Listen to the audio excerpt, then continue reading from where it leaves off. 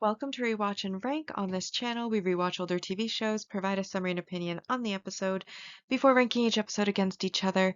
Today's episode is One Piece East Blue Saga Arlong Park Arc, Episode 45, Bounty Straw Hat Luffy becomes world famous. The episode, in a nutshell, is a brief reminder of what happens in this episode.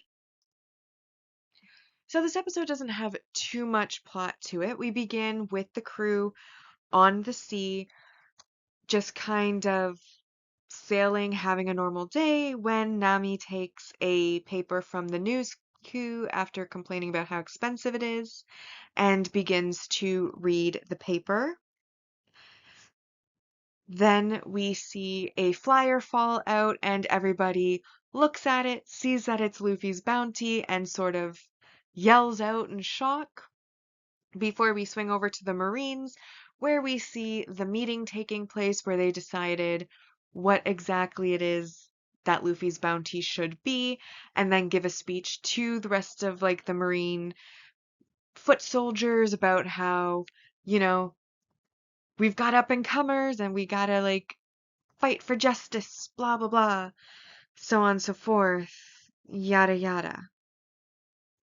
Then we move over to where Kaya is, and Mary comes in with the poster showing Kaya that Luffy is now wanted, and Kaya immediately zones in on the back of Usopp's head down in the corner and gets all excited about Usopp being there and talks about how she's coming along with her dream of being a doctor and how she hopes one day their dreams will be able to come together. We then move forward to Kobe, who is now working as a chore boy for the Marines, seeing on the bulletin board Luffy's mugshot while he is sweeping, and he gets excited because Luffy is finally starting on the path of his dreams. We then see one of the other Marines going to where the holding cells are and where Axe Hand Morgan is being held and providing him, or basically showing him through the bars, the wanted poster for Luffy, which of course makes him upset while he's in prison. Then we go over to where we had Kuro from Syrup Village, and he's now on his boat looking absolutely miserable about the fact that he is now back to being a pirate instead of living it up in the lap of luxury in Syrup Village. And he sees it, but there isn't much of a reaction from him. He's just kind of lethargic, or apathetic, I should say. And then lastly, we move forward to Baretti, where we have the on the pillar where the stairs wrap around, we see the poster there, and then it shows all of the cooks cooking before Zeph goes out and has a few flashbacks of his time meeting Luffy and of Sanji, and Sanji getting excited about his dream and saying goodbye. Before we return back to the crew, who of course celebrates the fact that Luffy is now wanted because that's his dream and he's super excited about it. Usopp is thrilled that his head is on the picture. Sanji's a bit jealous that Usopp's head's on the picture. Zoro is contemplating the fact that with a bounty of 30 million, it's likely that the Marines from headquarters may start to move against them, as well as some of the stronger bounty hunters. So there is the feeling that the enemies that they're about to come up against are going to be a lot stronger than the ones that they've faced so far. And Nami is sitting there like, do you not realize that we are now wanted and there are going to be people trying to kill us? And she's more in like the panic mode, which is more reasonable. We then move on to Full Body, who has been demoted from lieutenant to basically on like a bit of a scrapper vessel, and he's like drunk on cheap wine and he's super upset and he's like, oh, if only I hadn't had that encounter with that waiter, I would still be like super strong and super powerful. Fine wines and women on like the nice Navy ships. And then one of the crew members brings in the new batch of wanted posters. He sees Luffy's and he's like, oh, I remember this knucklehead who was like just made their flag the other day when I met him the first time. This is my ticket back to Marine headquarters. So he goes, assembles his crew, says, we're gonna go and fight. And then they're like, oh, where are we going to fight? And then he's like, I guess a restaurant, because he doesn't know where Luffy is. However, it just so happens that Luffy is passing by. And so he then tries to fight Luffy.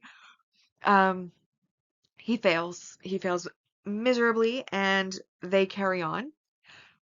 Once again, we move on to Mihawk, who shows up at the island Shanks is currently on, and he arrives, and the crew starts to panic because they're like thinking he wants to fight them. But Mihawk's like, you know what? I remember a story you once told, and I met this interesting pirate, and you know how you lost your hat and your left arm. Here's a poster, and then Shanks gets super happy. The whole crew remembers Luffy because he was a fun time, I guess, when they were all on his island, you know, honorary little sibling type relationships of sorts. And so they're all excited about it. They start to party and celebrate that he's finally made it and is coming up in the world, which of course then leads us back to Luffy's hometown, where Mayor Whoopslap, which is still the best name ever, is kind of getting all disgruntled about the fact that a great pirate may have come from their village, like who wants that? And he goes into Makino's bar, and Makino's like, but at least Luffy looks happy, and he has to grudgingly agree that Luffy does look super happy. Before we then return once again to the main crew, where we are getting information. Nami has the map out and is showing how to get to the Grand Line. And Luffy comments that they need to get supplies before going to the Grand Line. And she says, of course. And the place they're going to do that is Logtown, which is actually the birthplace of the Pirate King Gold D. Roger, who both lived there, like was born there, and also died there. And Luffy gets kind of gooey-eyed and dreamy about the fact that he's going to get to go to the place where Gold Roger was born and died, and then he's going to go to the Grand Line. And then we see a little raft on the ocean with our adorable little mini buggy looking at the poster, and then we see a slightly larger pontoon raft type boat that's in the shape of a heart with a potential Elvita looking at the poster. And that is where this episode ends. So now that we have been reminded what happened in this episode, we'll now rank the episode. We will rank first on our mostly objective ranking list, which uses set values to determine the score, followed by the personal ranking list, which uses my opinion and entertainment value to score the episode. So, first off, we have a positive 4 points for our multi-arc main character development, which is Luffy getting his bounty of 30 million and getting his bounty poster out, which is great. And it's taken a long time to get, but we are very happy about that. Second world building piece was that there were tangerine trees that were added to the Going Merry. I think they were obviously in the last episode when they were sailing away right at the end, but this is the first episode where it's commented on that Nami has brought some of the trees from the orchard and that they are now part of the Going Merry, and Sanji is guarding them against a hungry Luffy. That brings us up to 8 points. Then we do have a couple of negatives. The first negative is that there isn't a lot that happens plot-wise in this episode. And what little plot does happen is purely a setup of the crew making plans for the future arcs and like the next moves that they're doing, not actually doing something here. So that would be why I took -1 for the setup episode, and also then -4 because there is no main plot significance. It is a filler episode. And that then left us with 3 points for this episode.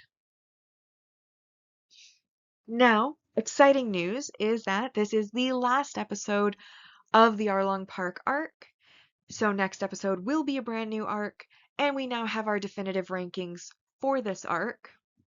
So in first, we have the most wicked man of East Blue, Fishman Pirate Arlong. Second, Luffy stands up, end of a broken promise. In third, proud, tall warriors, dramatic battle of Sanji and Usopp. In fourth, we have Bursting Out, Fishman Arlong, Fearsome Attack from the Sea. Fifth is The End of the Fishman Empire, Nami is My Friend. Sixth, Setting Off with a Smile, Farewell, My Hometown, Kokoyashi Village. Seventh, Usopp's Death, Luffy Yet to Land. Eight is Luffy Drowning, Zoro vs. Octopus Hatchan. 9, The Witch of Kokoyashi Village, Arlong's Female Officer. 10th, Survive, The Mother Bell Mare and Nami's Family. 11th, Luffy in Trouble, Fishman vs. Luffy Pirates. 12, Luffy's Best, Nami's Courage and the Straw Hat. 13, Reunited, Usopp tells Nami's true story. 14th, The Hidden Past, Female Fighter Bell Mare. And then this episode does regrettably come in 15th and last place, which is Bounty, Straw Hat Luffy becomes world famous.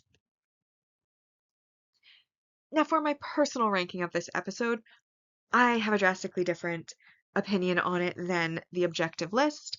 Entertainment value, I loved how we got to revisit basically everyone that we've met so far in the series, in the backstories, and that were like the main villains or supporting characters of the various arcs. And so for me, the nostalgia factor really ramped it up. There was also some comedic moments, Luffy trying to steal the tangerines, Usopp getting Tabasco in his eyes and shooting out fire from his eyes, um, Full Body's poor state, this poor state of his crew and ship, the fact that like Luffy and Usopp kind of comment on the fact that the Marines shouldn't litter and throw their scraps in the ocean before Full Body's like, this isn't scrap, this is my boat, and tries to fight them, but then the first cannon gets cut by Zoro, the second one literally backfires on them because they have such bad equipment, it blows up in their face. Um, and then they try to fight and end up like immediately sent back. I thought that was great. I like how Kaya immediately zooms in on Usopp, and even Sanji's jealousy that Usopp got his head in the corner and Sanji didn't. And they're all celebrating about it. Like I said, Whoop Slap is the best name of a mayor that's ever been, or any character that's ever been. I think it's hilariously great that the mayor of Luffy's hometown is named Whoop Slap. Um, and then of course we got teased with with Buggy, like a little mini Buggy. I obviously, it hasn't come up for a while, but I do have a strong bias for Buggy. I think Buggy's like the best character in this entire series. I adore Buggy, so the fact that we got to see a little mini Buggy, super adorable, made me very happy. So basically, I really like this episode for a lot of reasons, and I don't really have anything super negative to say about it, except, of course, that it isn't part of the main storyline, and what little plot there was planning for the future, for future arcs, so not even really relevant to the right now or them doing something, which is why I only gave it a 9 and not a full 10. But I did really enjoy this episode. And so that being said, our arc rankings so far on the personal ranking, and this is definitive because again, this is the last episode of this arc, is in first place, Luffy Stands Up, End of a Broken Promise. Second, Setting Off with a Smile, Farewell, My Hometown, Kokoyashi Village. 3, Proud Tall Warriors, Dramatic Battle of Sanji and Usopp. 4, Luffy Drowning, Zoro vs. Octopus Hatchan. This episode came in 5th, Bounty, Straw Hat Luffy becomes world famous. 6th, The End of the Fishman Empire, Nami is My Friend. 7th, Luffy in Trouble, Fishman vs. Luffy Pirates. 8th is The Most Wicked Man of East Blue, Fishman Pirate Arlong. 9, Usopp's Death, Luffy Yet to Land. 10, Reunited, Usopp tells Nami's true story. 11, Survive, The Mother Bell Mare and Nami's Family. 12, Bursting Out, Fishman Arlong, Fearsome Attack from the Sea. 13, The Witch of Kokoyashi Village, Arlong's Female Officer. 14, The Hidden Pass, Female Fighter Bell Mare. And then in last place for me was Luffy's Best, Nami's Courage, and the Straw Hat. which now brings us to our saga ranking so far. And again, we have the final score and can place this arc among the others. So, starting with our mostly objective ranking, Romance Dawn arc is in first place with 86.67%. This arc, Arlong Park arc, came in second place with a final score of 115 out of 150, which gives it its final percentage of 76.67%, which just beats out the Orangetown arc, which is at 76%. Then we have Bredy arc in fourth at 68.33%, and Syrup Village arc is still in last place at 64%.